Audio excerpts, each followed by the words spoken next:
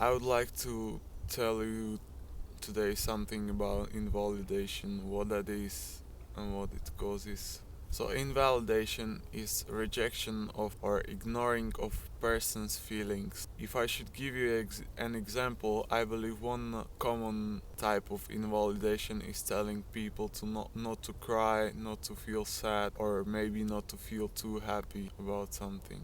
Invalidation is severe psychological abuse and it causes damage to person's self-esteem, confidence, kills creativity. Well, I would like to say that if you reject a person's feelings, I believe you're basically rejecting the real side of the person, that you're actually not accepting who the person actually is. I believe that feelings come from the core of us, are the only or maybe one of the realest things. So when you invalidate somebody, you're rejecting the person basically. If you feel sad and someone tells you not to feel sad, well, what are you supposed to do? It's I believe emotions are sort of like alarm system which explains what needs of ours are not being met.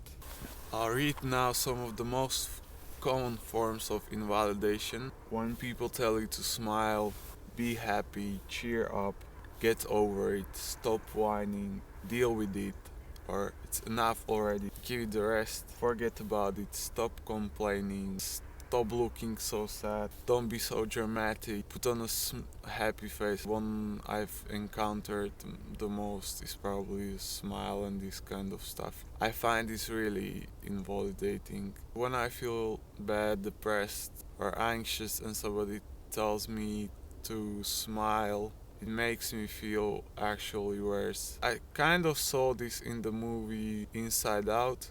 I think you could see like how it actually works with people. If you saw Inside Out and you saw Joy, she was trying to cheer up the elephant man. She was really like trying to cheer him up and everything, but she was pressuring somebody to feel. Basically, she was validating the person because she wasn't acknowledging the problems or the unmet emotional needs this elephant man had. She was just trying to mold him into a happy person. Then he saw Sadness, who actually like tried to understand and listen to this person, this elephant man, and this was something that actually helped. From this point on in the movie, I felt more like optimistic and hopeful about people, and especially like the American culture and the culture and society nowadays, because I'm afraid the world today is really oversaturated with new age and all this kind of happy feeling stuff, affirmations.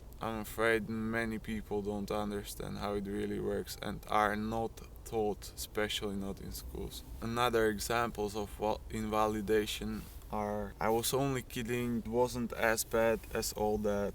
You must be kidding, you can't be serious. You're making a big deal of nothing, you're blowing this way out of proportion. You're making a mountain out of molehill. It wasn't really as bad as you thought it was. You're a crybaby, you have a problem, you're too sensitive, you're overreacting, you're way too emotional, you're an insensitive jerk.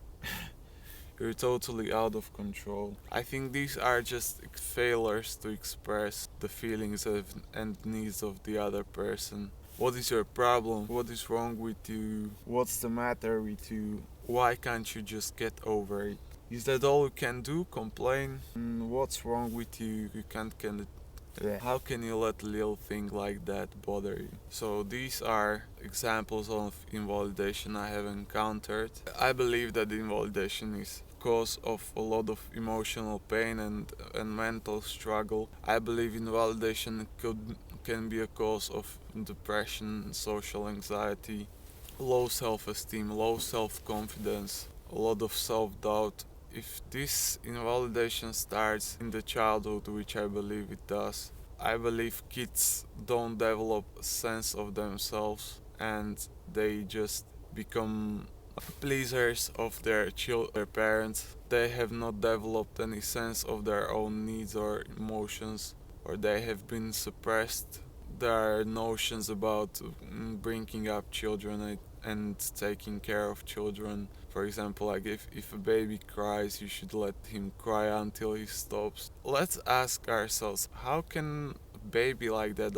or a child feel? How would you feel if you cry and nobody takes care of you and you're just left in a cradle or just in your room unnoticed, uncared about? You would feel probably ignored, uncared about, unloved, unimportant. I don't think this is something you would like your children feel unless you want to make them into your little slaves.